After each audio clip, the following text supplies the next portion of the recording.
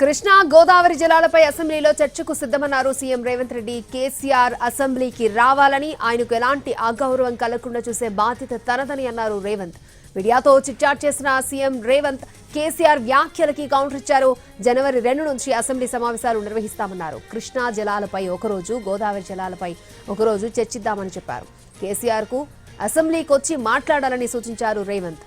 అధికారం పట్లున్న వ్యామోహం తెలంగాణ ప్రజల పట్ల ఆయనకు లేదని, అందుకే అసెంబ్లీకి రావడం లేదన్నారు సీఎం. కేసీఆర్ అసెంబ్లీకి రాకుంటే కృష్ణా జలాలపై తానే అసెంబ్లీలో వివరిస్తానన్నారు.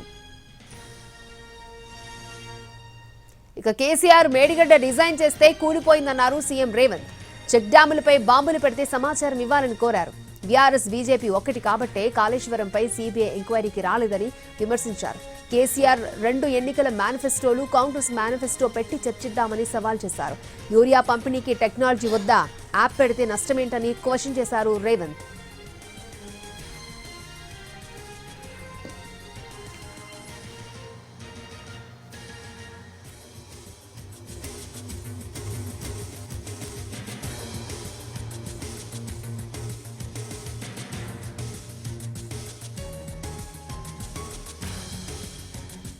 రైట్, కేసీఆర్ అబద్ధాలు చెప్పొద్దు అన్నారు రేవంత్ రెడ్డి. అలాగే అసెంబ్లీకి రావాలి, కేసీఆర్కి ఎటువంటి అగౌరవం కలగకుండా చూసుకునే బాధ్యత తనది అంటూ కూడా కేసీఆర్ గురించి కమెంట్ చేయడం జరిగింది రేవంత్ రెడ్డి. కేసీఆర్ వ్యాఖ్యలకి కౌంటర్ ఇచ్చారు రేవంత్. ఆ బ్రేకింగ్ మనం చూస్తున్నాం.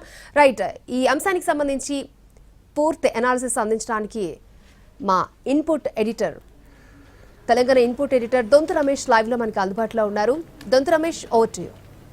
ఎస్, ముఖ్యమంత్రి రేవంత్ రెడ్డి చాలా సీరియస్గా కేసీఆర్ వ్యాఖ్యల మీద స్పందించారు. ఆయన సవాల్ను కూడా స్వీకరించారు. కృష్ణా జలాల దోపిడీ పైన కేసీఆర్ చాలా సుదీర్ఘంగా మాట్లాడారు.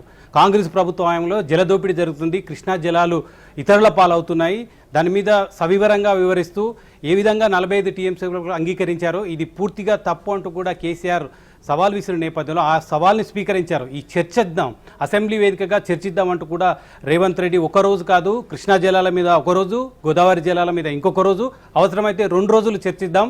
జనవరి 2 నుంచి తన మంత్రులతో సమావేశం జరిపి శాసనసభ వ్యవహారాలకు సంబంధించిన మొత్తం ప్రక్రియ పూర్తి చేసి జనవరి 2 నుంచి అసెంబ్లీ సమావేశాలు పెట్టడానికి తాను రెడీగా ఉన్నాను, రండి మీరు వచ్చి అసెంబ్లీలో చర్చించండి, ఎలాంటి అవమానం జరగకుండా, ఎవరు హేళన చేయకుండా, ఎటువంటి విపక్ష నేతగా మీకు ఇచ్చిన గౌరవానికి నేను హామీ ఇస్తున్నాను, నేను భరోసా ఇస్తున్నాను, అసెంబ్లీలో మీరు చర్చించండి.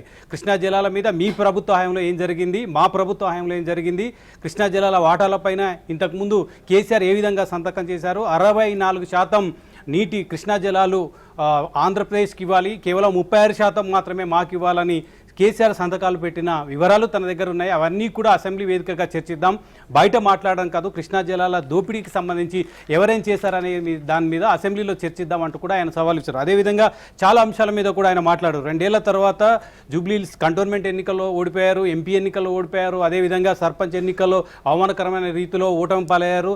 0 రిజల్ట్ వచ్చిన తర్వాత ఇప్పుడు కేసీఆర్ 2 ఏళ్ల తర్వాత మేల్కొని ఫామ్ హౌస్ నుంచి బయటకు వచ్చారు. తను పదే క్రియాశీలక రాజకీయాల్లో కేసీఆర్ లేడు, ఇక ఆయన కేసీఆర్ గురించి మాట్లాడడం వేస్ట్ అన్న నేపథ్యంలో ఫామ్ హౌస్ నుంచి ఆయన బయటకు వచ్చారు. బయటకు వచ్చి ఈరోజు కృష్ణా జలాలని మరొకసారి సెంటిమెంట్ రగిల్చడానికి కేసీఆర్ ప్రయత్నం చేస్తున్నారంటూ కూడా రేవంత్ రెడ్డి చెప్పారు. సో ఆయన ఇప్పటికీ కూడా తన క్రియాశీలక రాజకీయాల్లో ఉండడం లేదు, కానీ ఆయన సంపూర్ణ ఆరోగ్యవంతంగా ఉండాలి.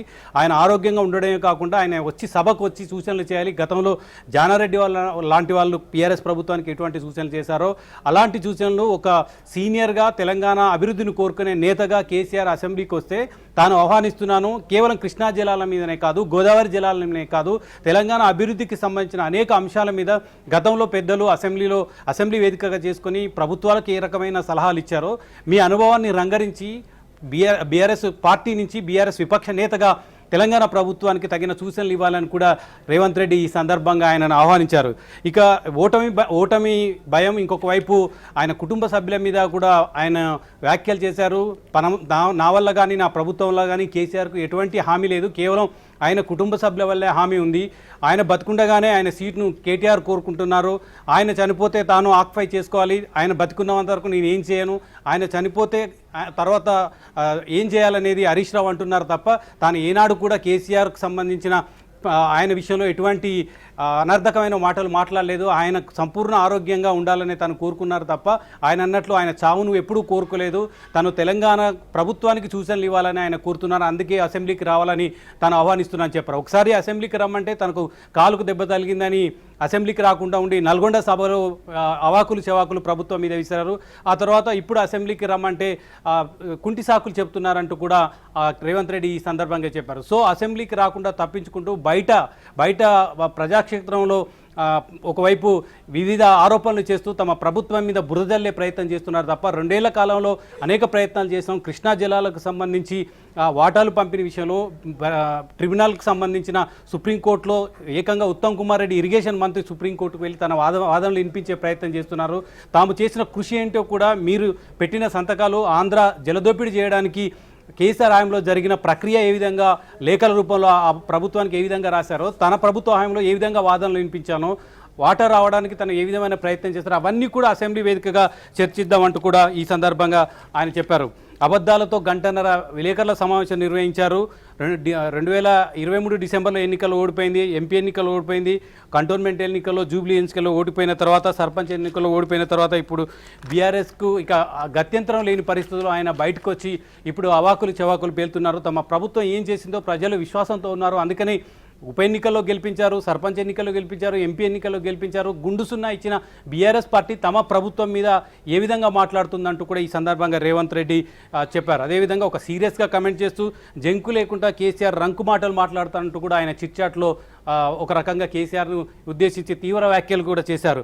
ప్రజా తీర్పులతో కరుడుగట్టిన నేరస్తులు కూడా ఏ విధంగా మార్పు వస్తుందో, కరుడుగట్టిన నేరస్తులకు ఒక జైలు జీవితం గడిపితే వాళ్ళలో పరివర్తన వస్తుంది. కానీ ప్రజా తీర్పు వ్యతిరేకంగా ఉన్న కేసీఆర్లో ఏమాత్రం మార్పు రావడం లేదు. అదే రకమైన విమర్శలు చేస్తున్నారు, అదే రకమైన సెంటిమెంట్ రగిల్చే ప్రయత్నం చేస్తున్నారు తప్ప తెలంగాణ అభివృద్ధి కోసం ఏం చేయాలనేది ఒక ప్రతిపక్ష నేతగా, ప్రతిపక్ష హోదా ఉన్న నేతగా చేయడం లేదంటూ కూడా ఈ రేవంత్ రెడ్డి ఈ సందర్భంగా చెప్పారు. అదేవిధంగా జలదోపిడికి సంబంధించి 2004 నుంచి 2014 వరకు ఉమ్మడి రాష్ట్రంలో ఏ విధంగా తెలంగాణకు అన్యాయం జరిగింది, ఉమ్మడి రాష్ట్ర పాలకులు ఏ విధంగా తెలంగాణకు అన్యాయం చేయడానికి కృష్ణా జలాల దోపిడీ ఏ విధంగా చేశారు, దానికి సంబంధించి చర్చిద్దాం. అదేవిధంగా 2014 నుంచి 2023 వరకు డిసెంబర్ వరకు కూడా బీఆర్ఎస్ అధికారంలో ఉన్న తర్వాత జలదోపిడికి ఏ విధంగా బార్లా తలుపులు తెరిచారు, ఏ విధంగా కేంద్ర రాష్ట్ర ప్రభుత్వాలను ఏ విధంగా ఒప్పించలేకపోయారు, ఏ విధంగా ఇక్కడ నుంచి శ్రీకాకుళం నుంచి మొదలు పెడితే చిత్తూరు వరకు కూడా ఇక్కడ కృష్ణా వాటర్ని తీసుకుపోవాలని స్వయంగా అసెంబ్లీలో కేసీఆర్ మాట్లాడిన ఒక వీడియోను కూడా చిట్చాట్ సందర్భంగా ఆయన ప్రదర్శించారు సీఎం రేవంత్ రెడ్డి. ఇందులో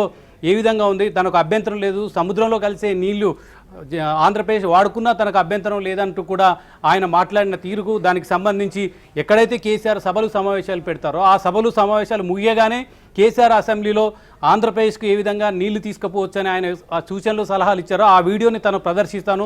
ప్రతి దగ్గర కూడా పెద్ద భారీ స్క్రీన్ల ద్వారా కేసీఆర్ మాట్లాడి ఆంధ్ర జలదోపిడీ చేయడానికి ఎటువంటి ఆస్కారం కల్పించారో, ఎటువంటి అవకాశం కల్పించారో ఆ వీడియోని స్వయంగా ఆయన అసెంబ్లీలో మాట్లాడిన వీడియోను తాను రాష్ట్రం మొత్తం కూడా ప్రదర్శిస్తానంటూ కూడా ఈ సందర్భంగా రేవంత్ రెడ్డి చెప్పుకొచ్చారు. అసలు కేసీఆర్ సీఎం అయిన తర్వాతనే జలదోపిడీ జరిగింది తప్ప మరి ఎక్కడా జరగలేదు. ఈ ఉమ్మడి ఆంధ్రప్రదేశ్లో కూడా తెలంగాణకు జరిగిన అన్యాయం కన్నా బీఆర్ఎస్ ప్రభుత్వం అధికారంలో వచ్చిన తర్వాత కేసీఆర్ అధికారంలో ఉన్నప్పుడే ఎక్కువ జలదోపిడీ జరిగిందంటూ కూడా ఆయన చెప్పుకొచ్చారు. కృష్ణాలో 299 టీఎంసీలు చాలు అని సంతకాలు పెట్టి దక్షిణ తెలంగాణకు కేసీఆర్ మరణ శాసనం రాశారు. అప్పుడే 811 టీఎంసీలకు పైగా మనకు వాడుకునే అవకాశం ఉండగా తను 209 టీఎంసీలు చాలు అంటూ కూడా కేసీఆర్ సంతకం పెట్టి అప్పుడే మా ఉమ్మడి రంగారెడ్డి జిల్లాకు, ఉమ్మడి నల్గొండ జిల్లాకు, ఉమ్మడి మహబూబ్నగర్ జిల్లాకు ఒక మరణ శాసనం కేసీఆర్ రాశారంటూ కూడా ఆయన ఈ సందర్భంగా చిట్చాట్లో వివరంగా చెప్పారు. ఆ లెక్కలను కూడా రేవంత్ రెడ్డి ఈ సందర్భంగా మొత్తం కూడా చెప్పుకొచ్చారు. జూరాల నుంచి ఒడిసి పట్టుకోవాల్సిన నీరు ఎక్కడైతే కృష్ణా తెలంగాణలో స్టార్ట్ అవుతుందో జూరాల నుంచి ఒడిసి పట్టుకుంటే ఆ నీరు ఎక్కువగా తెలంగాణ సస్యశ్యామలం కావడానికి దక్షిణ తెలంగాణ మొత్తం బీల్డ్ బారిన దక్షిణ తెలంగాణ మొత్తం కూడా పచ్చగా మారడానికి అవకాశం ఉన్న జూరాల ప్రాజెక్టు నుంచి ఒడిసి పట్టుకోకుండా ఆ తర్వాత కట్టిన అనేక ప్రాజెక్టులు కాంగ్రెస్ హయాంలో అనేక నిర్మించిన ప్రాజెక్టులను నిర్వీర్యం చేసి వాటిని ఏ ఒక్కటి చేపట్టకుండా అసలు 10 ఏళ్ల కాలంలో కృష్ణా ప్రాజెక్టులను కల్వకుర్తి కానీ, నెట్టెంపాడు కానీ, భీమా కానీ ఏ ప్రాజెక్టులు ఏమాత్రం పట్టించుకోకుండా ఒక్క రూపాయి కేటాయించకుండా పాలమూరు రంగారెడ్డి కాంగ్రెస్ ప్రభుత్వం చేపట్టిన పాలమూరు రంగారెడ్డి మీద అసలు డబ్బులు ఖర్చు పెట్టకుండా కాంట్రాక్టుల కోసం మొత్తం కమిషన్ల కోసం మాత్రమే పంపులు అదేవిధంగా కాంట్రాక్టులను రీడిజైన్ చేస్తూ అనేక అక్రమాలకు పాల్పడ్డారు. ఎక్కడైతే పాలమూరు రంగారెడ్డిలో నీరు రాలేదు, కానీ కేసీఆర్ ఇంట్లో మాత్రం అవినీతి నల్లా ఓపెన్ అయిందంటూ కూడా ఈ సందర్భంగా రేవంత్ రెడ్డి తీవ్రంగా స్పందించి చెప్పారు. కాంట్రాక్టర్లకు అమ్ముడు పోయి లిఫ్ట్ పంపులు చేసింది కేసీఆర్, రూపకల్పన చేసింది కేసీఆర్ అంటూ కూడా ఆయన సందర్భంగా చేశారు. జలదోపిడికి కేసీఆరే కారణం. ఏపీ జలదోపిడి, ఇప్పుడు కృష్ణా జలాల దోపిడికి ఏకైక కారణం ఎవరైనా ఉన్నారంటే అది కేసీఆర్ వల్లే సాధ్యమైంది. కేసీఆర్ మాత్రమే చేయగలిగాడు. 10 ఏళ్ల ప్రభుత్వంలో కేసీఆర్ ఒక్క కృష్ణా ప్రాజెక్టును కూడా పూర్తి చేయలేదు. కృష్ణా ప్రాజెక్టులను పూర్తి చేసే అవకాశం ఉన్న మహబూబ్నగర్ జిల్లాలో వలసల మహబూబ్నగర్ జిల్లా అంటేనే అట్టడుగుల ఎవరు కూడా అక్కడి కూలీలు ఇతర ప్రాంతాలకు వెళ్ళి వలసలు పోయిన సిచ్యువేషన్ నుంచి వాళ్ళని బయటికి తీసుకురావాలంటే వాళ్ళందరినీ కూడా మహబూబ్నగర్ జిల్లాను సస్యశ్యామలం చేయడానికి ఒక్క ప్రాజెక్టు కాంగ్రెస్ ప్రభుత్వం చేపట్టిన ఏ ఒక్క ప్రాజెక్టు కూడా 10 ఏళ్ల కాలంలో ఏ ఒక్కటి కూడా పూర్తి చేయలేదంటూ కూడా ఆయన చెప్పారు. 2 లక్షల కోట్లు 10 ఏళ్లలో ఖర్చు పెట్టి ఒక్క ప్రాజెక్టు పూర్తి చేయలేదు. 2 లక్షల కోట్లు. అదేవిధంగా ఇంతకుముందు చెప్పినట్లు కాంట్రాక్టర్లు కమిషన్ల కోసం 2 లక్షలు ఖర్చు పెట్టినట్లు పాలమూరు రంగారెడ్డి జిల్లాలో చూపించారు. ఆ 2 లక్షల కోట్లు ఎటుపోయాయో చూపించాలి. అది అసెంబ్లీ సాక్షిగా రావాలి. 2 లక్షల కోట్లు ఖర్చు పెట్టామని లెక్కలు చెప్పడం కాదు, దాని ద్వారా ఒక్క చుక్క నీరైనా మహబూబ్నగర్ జిల్లాకు కానీ, రంగారెడ్డి జిల్లాకు కానీ, నల్గొండ జిల్లాకు కానీ ఇచ్చారా అనేది కూడా అసెంబ్లీలో చర్చించడానికి రావాలి అంటూ కూడా కేసీఆర్కు రేవంత్ రెడ్డి సవాల్ విసిరారు. ఎస్ఎల్బిసి, డిండి, కల్వకుర్తి, సంగం మండల ఎందుకు పూర్తి చేయలేదు?